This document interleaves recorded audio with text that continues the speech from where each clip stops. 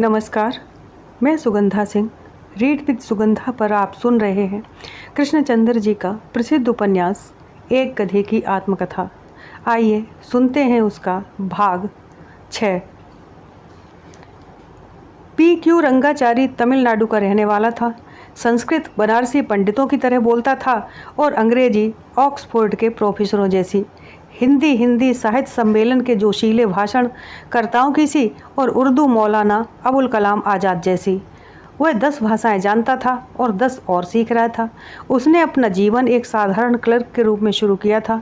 आज वह department of labours and industries में डिप्टी सेक्रेटरी के पद पर विराजमान था।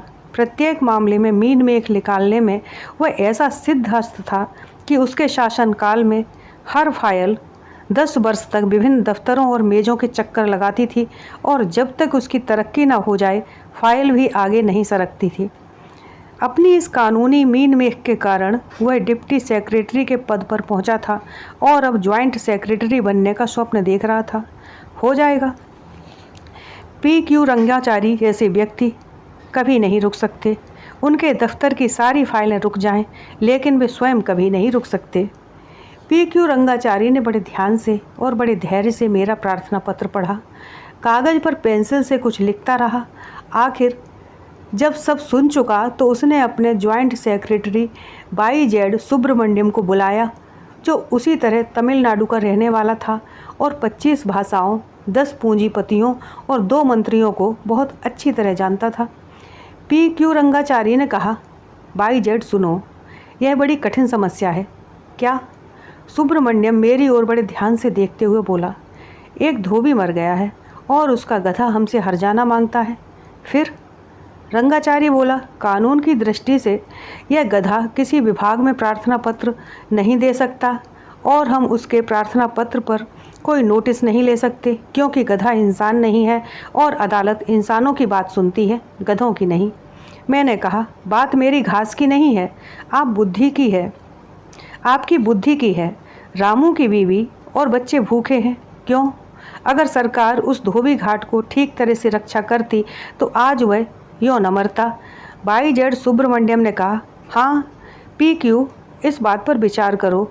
यूँ सोचो कि यह प्रार्थना पत्र जिस पर रामू की बीवी का अंगूठा लगवाया जा सकता है, स्वीकार किया जा सकता है। फिर? PQ बोला, फिर दूसरी बात पर विचार करो।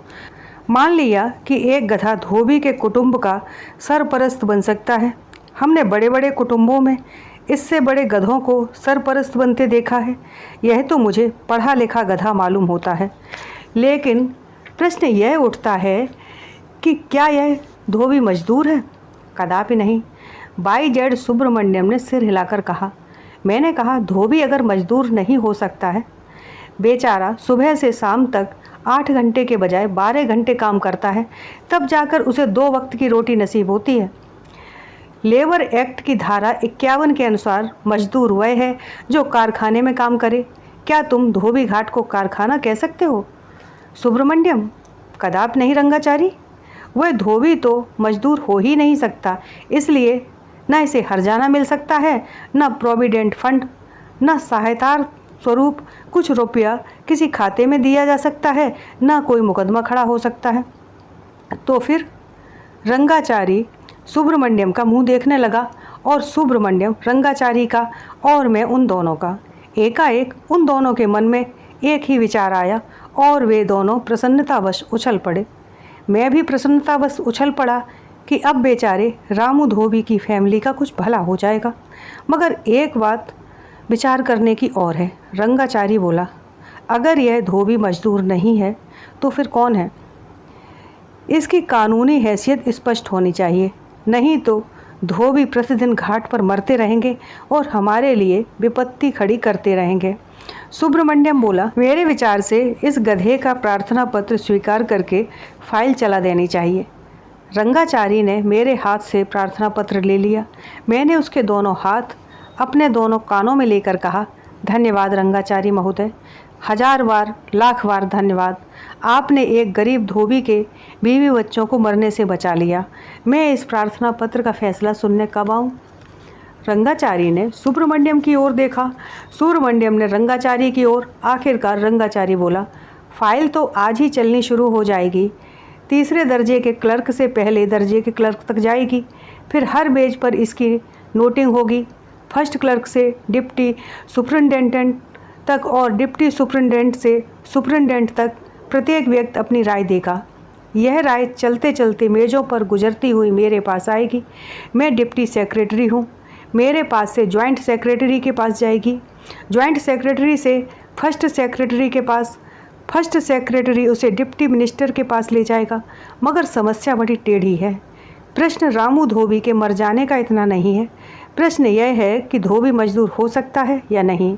संभव है इस संबंध में कॉमर्स मिनिस्ट्री से निर्णय कराने की आवश्यकता पड़े। फिर यह प्रश्न भी है कि अगर धोबी मजदूर है तो मोची मजदूर क्यों नहीं है, कुम्हार मजदूर क्यों नहीं है।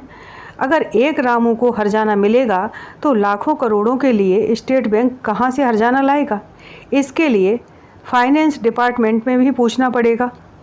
संभव है कि फाइनेंस डिपार्टमेंट में इस मूल प्रश्न को प्रधानमंत्री के सामने रखें और प्रधानमंत्री पार्लियामेंट में इस प्रश्न को रखें। संभव है इस प्रश्न पर हमारे विधान की किसी धारा में परिवर्तन भी हो जाए। रंगाचारी ने अपनी उंगलियों पर गिनते हुए मुझसे कहा, मेरे विचार में तुम अगर 10 साल के बाद आओ तो उस समय तक इस फाइल का कोई ना कोई फैसला जरूर हो जाएगा। तब तक रामू के बीवी और बच्चे क्या करें। रंगाचारी ने कहा, हम विवश हैं, कानून के हाथों बिल्कुल विवश हैं।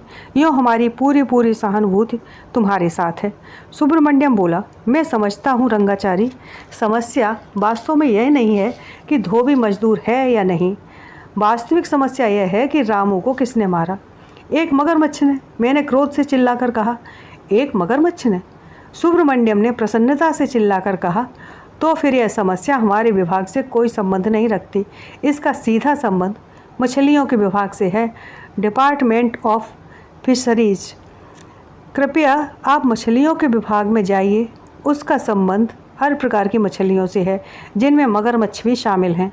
रंगाचारी ने सुब्रमण्यम के हाथ पर हाथ मारकर कहा, वाह क्या बात निकाली है।